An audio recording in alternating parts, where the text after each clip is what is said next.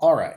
I'm going to do the Trump reading right now and the assassination attempt.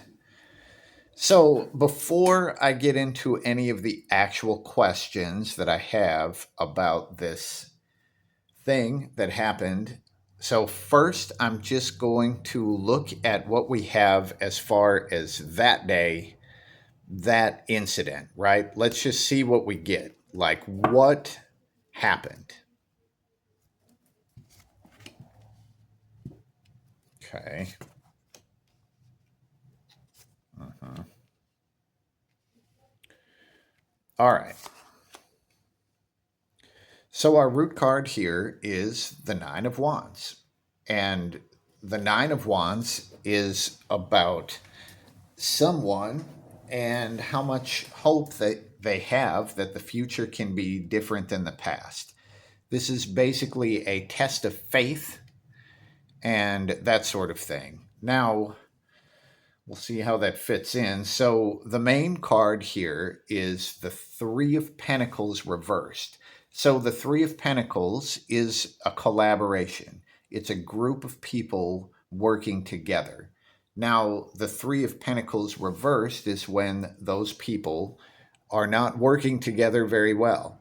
Now, I'm guessing that what that is referring to is the Secret Service and the police or whatever.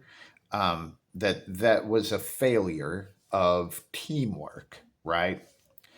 So, leading up to this, we have the Five of Pentacles. It's interesting that we have so many Pentacles cards here, but the Five of Pentacles is exile, right? And it's someone who is completely alone and they're being judged. Now, as I look deeper into this card, the eyeball here is showing some surveillance, right?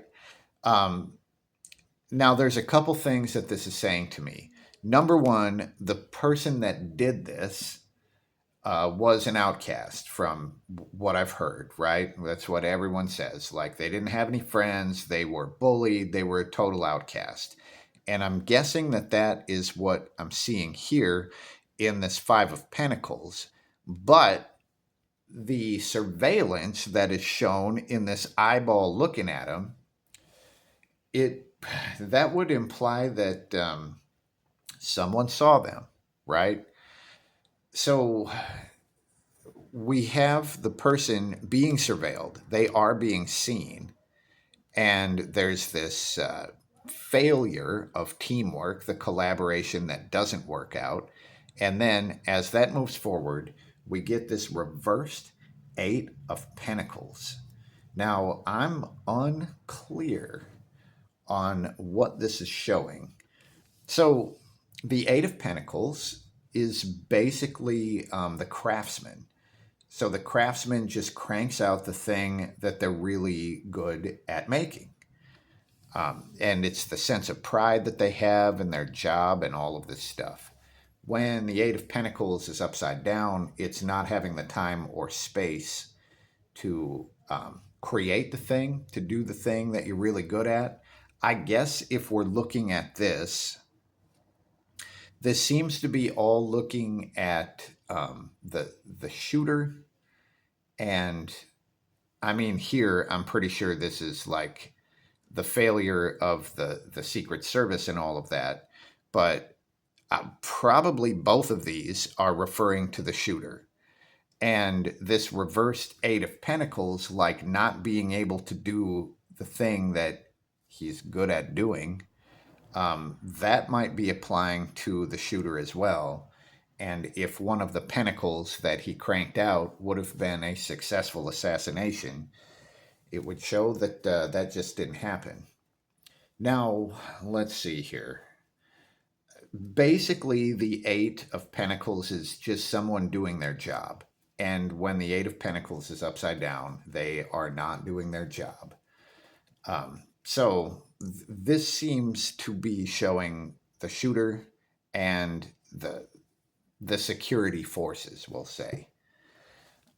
So that is what happened. Now let's look here at the shooter. What the hell was he thinking? Like, what was the motivation here?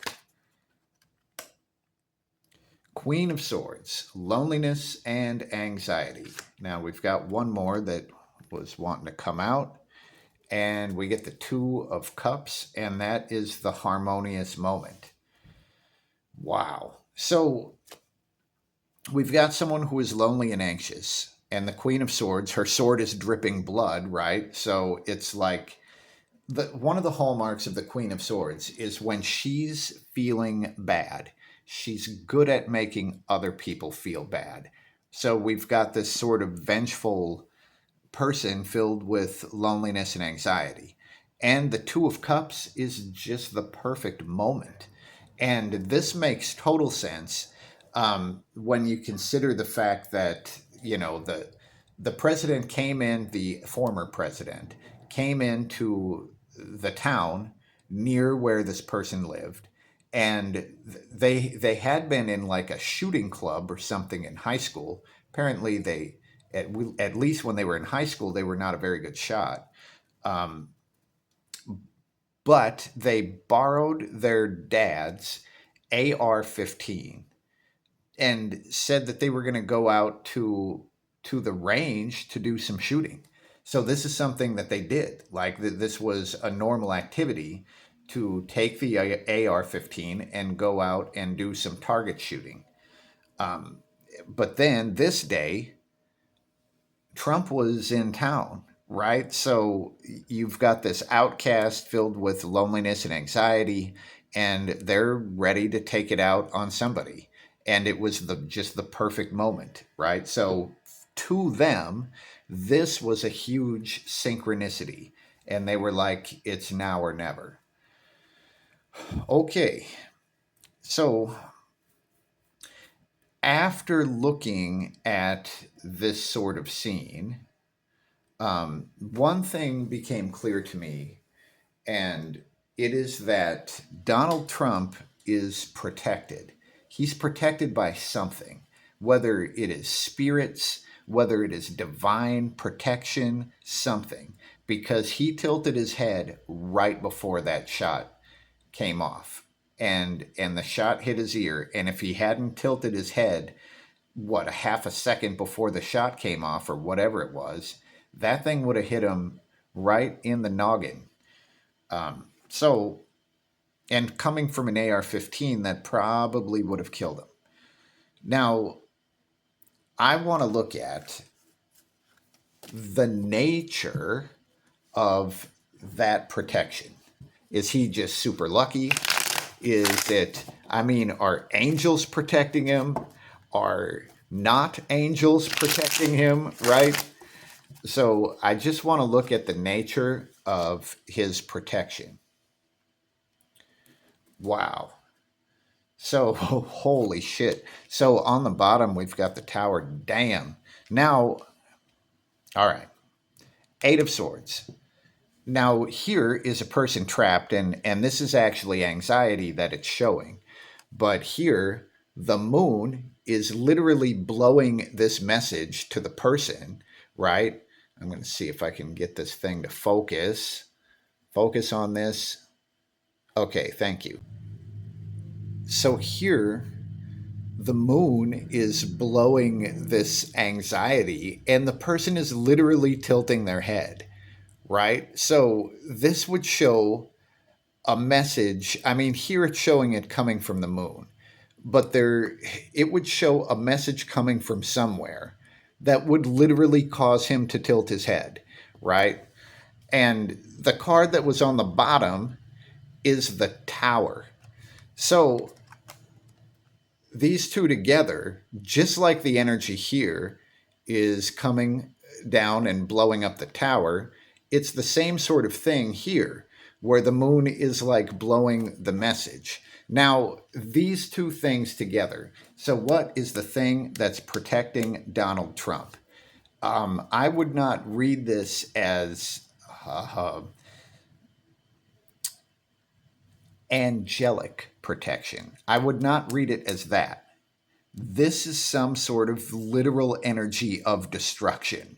And well, it's interesting because in this the Deviant Moon set, Patrick Valenza describes this as the eye of Shiva.